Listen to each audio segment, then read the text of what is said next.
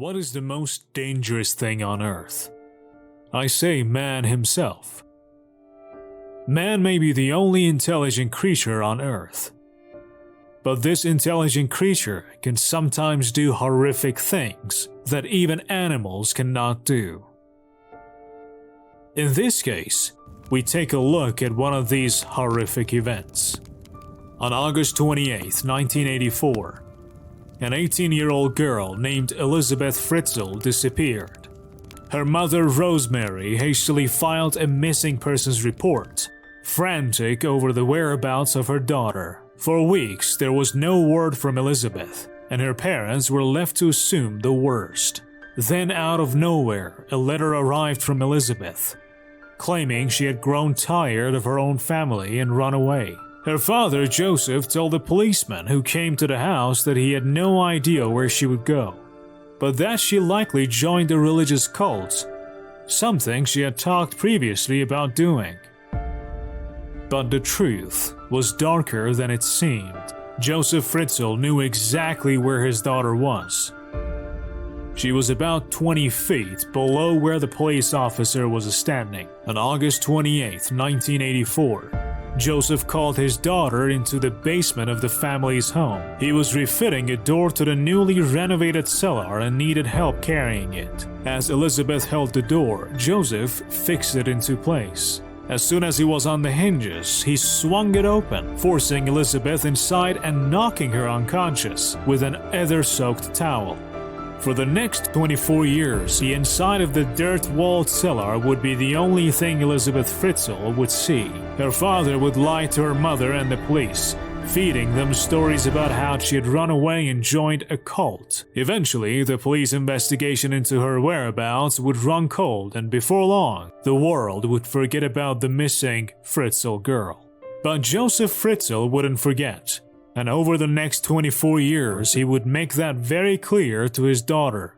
As far as the rest of the Fritzl family was concerned, Josef would head down to the basement every morning at 9 a.m. to draw plans for the machines that he sold. Occasionally, he would spend the night, but his wife wouldn't worry. Her husband was a hard-working man and was thoroughly dedicated to his career. As far as Elizabeth Fritzl was concerned, Josef was a monster. At the minimum, he would visit her in the basement 3 times a week. Usually, it was every day. For the first 2 years, he left her alone, keeping her captive. Then, he began to rape her, continuing the nightly visits he had begun when she was just 11 years old. 2 years into her captivity, Elisabeth became pregnant, though she miscarried 10 weeks into the pregnancy. 2 years later, however, she fell pregnant again, this time carrying to term. In August of 1988, a baby girl named Kirsten was born.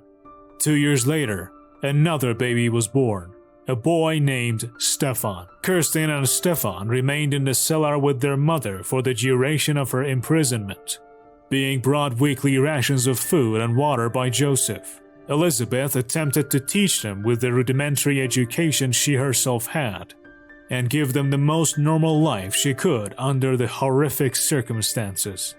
Over the next 24 years, Elizabeth Fritzl would give birth to 5 more children. 1 more was allowed to remain in the basement with her. 1 died shortly after birth, and the other 3 were taken upstairs to live with Rosemarie and Josef. Josef didn't just bring the children up to live with him, however. In order to conceal what he was doing from Rosemarie, he staged elaborate discoveries of the children, often involving placing them on bushes near the home or on the doorstep. Each time, the child would be swaddled neatly and accompanied with a note allegedly written by Elisabeth, claiming that she couldn't take care of the baby and was leaving it with her parents for safekeeping. Shockingly, social services never questioned the appearance of the children and allowed the Fritzls to keep them as their own children. Officials were, after all, under the impression that Rosemarie and Josef were the baby's grandparents. It is not known how long Josef Fritzl intended to keep his daughter captive in his basement. He had gotten away with it for 24 years, and for all the police knew, he was going to continue for another 24. However, in 2008, one of the children in the cellar fell ill. Elisabeth begged her father to allow her 19-year-old daughter Kirsten to get medical attention. She'd fallen rapidly and critically ill, and Elisabeth was beside herself. Grudgingly, Josef agreed to take her to a hospital. He removed Kirsten from the cellar and called an ambulance, claiming that he had a note from Kirsten's mother explaining her condition. For a week, police questioned Kirsten and asked the public for any information on her family. Naturally, no one came forward as there was no family to speak of. The police eventually grew suspicious of Josef and reopened the investigation into Elizabeth Fritzl's disappearance. They began to read the letters that Elisabeth had supposedly been leaving for Fritzl's and began to see inconsistencies in them. Whether Josef finally felt the pressure or had a change of heart regarding his daughter's captivity,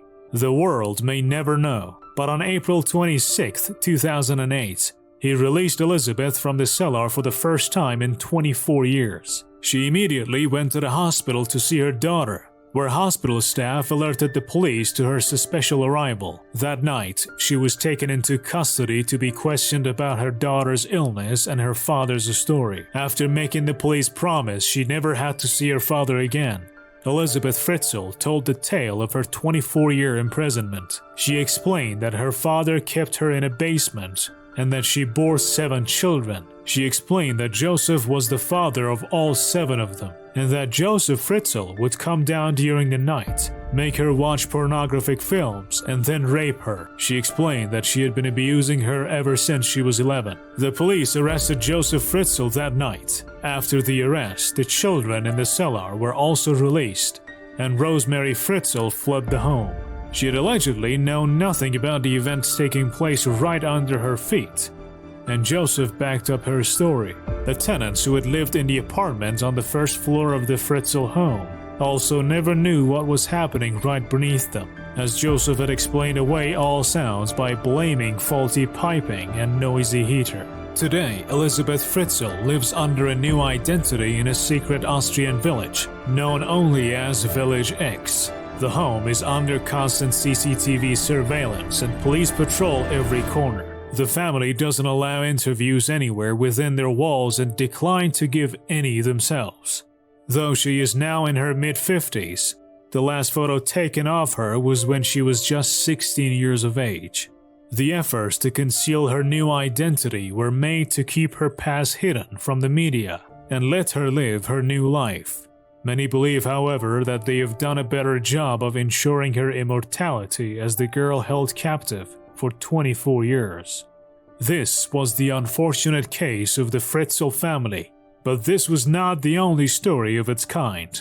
Once in a while, news of such horrific events is heard from all over the world. Maybe it is time for someone to say no to this stupidity and oppression of mankind. But maybe the time has come.